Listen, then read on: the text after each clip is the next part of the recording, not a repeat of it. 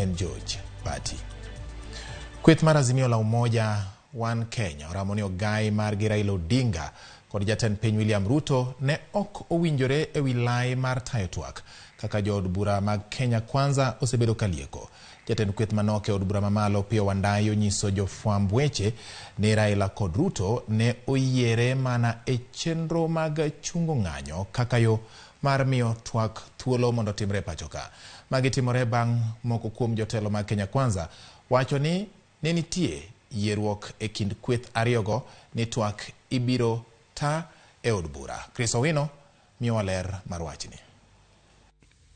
Ndalo adek bang' jatend piny Dr. William Ruto kod Ogai mar Azimio Raila Odinga lando chenro mar timo twak ewi dwaro mag Azimio, pod onge ranyisi moro amora ni twak makamano dhi chakore karang'o. Kawuono jatend kweth manok e od bura Pio Wandayi okwedo weche ma ogol kod Kenya Kwanza ni Azimio ema rocho chenro mar timo twak kuom loko chung' margi e kinde ka kinde.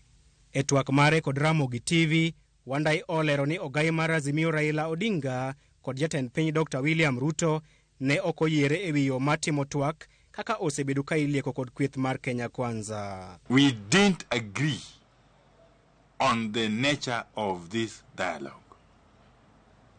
Our understanding was that it would obviously be a bipartisan arrangement. It was not specific that a bipartisan engagement can only happen in parliament. Mabiro bang' jatend kweth mathoth e Senate Aaron Cheriot kod Senator ma Kakamega Boni Halwale wacho ni Ruto kod Raila ne ochopo e winjruok ni twak e kind kweth ariyogo ibiro tim e od bura ma ok oko mar od bura kaka ne owach kod Ogai mar Azimio Raila Odinga chieng' tich ariyo e jumani. Kalore kod Azimio, weche ma kweth ariyogo chano twak e gin weche madito madakwe e lwet jood bura kendgi, gino ma Kenya Kwanza wacho ni en rieko madonje e telo gi dhoot machien. Wadwaro mondo twagni obed twak mayanga. To bed twak ma oriwo nyaka jogo mok jood bura. Nikech wach mar yiero en wach malich ahinya. To wasewacho bende ni od bura kaka sani chalo ok wanyal amini ni nyao tayo twak aina ni. Chung' mar Azimio osir lwedo kod Dr. Eric Komolo mawacho ni twak e weche mag yiero kod midhiero mokwako jo Kenya gin weche madito manyaka nyuandie jo Kenya duto. To Kenya en Kenya, king'ato wuoni ni wabunge ma Kenya ka ndi nyalo telo e weche loko katiba. Gini koro timore karibu didek ding'wen, 2007.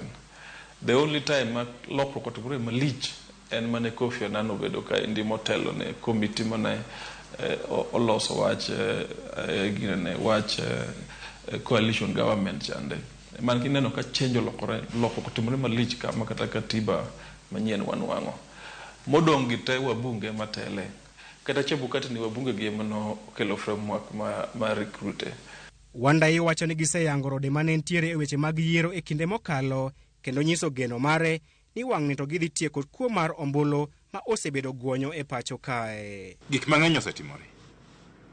Kendo wang'wa oseepo. Omiyo gisani ka wadhi e twak machielo mar ng'iyo wach mar duol mochung' ni yiero. To wadhi ka koro wang'eyo gik mang'eny mane ok wang'eyo samoro kinde ka. Dr. Eric Komolo to wacho ni tieko kuo mar ombulu e pacho kae ok en mana loko commissioners mag IEBC kende, ka omedo wacho ni chike matayo yiero bende nyaka luok. Yes, and kik giwe ni gini en mana appointing commissioners. Wach IEBC ok en commissioners kende. Commissioners kata nanya bedo commissioner maber seriously. To ka ok negotiate infrastructure madhi utiyogo package mar reforms nikech kama koro chope ni IEBC kende to ok nyal bedo gi package mar reforms mwadwaro. Gima nyaka jingi ni systems kata infrastructure kata process kata ang'o gini. Hotel ni gudano. Omiyo nyaka idil kod wach mar commission mondi. Nomohogo luwo bani. Okay? Ok nyal wuoye infrastructure miditi kod ji moking'eyo ng'enyo malach. Jotelo go kata kamano oyiere ewi paro mar miyo duond buche thuolo mar gwelo commissioners mag IEBC kaka yo mar kelo adiera ewi weche mag yiero. E kinde ma kweth mar Kenya Kwanza kod Azimio dhi nyime kod golo chung' mopogore opogore ewi lai mar timo twak e kindgi, geno mar jopiny en gikone to yiero ok dhi bedore mar kelo kwe e pacho kae. Chris Owino, Ramogi TV, Nairobi.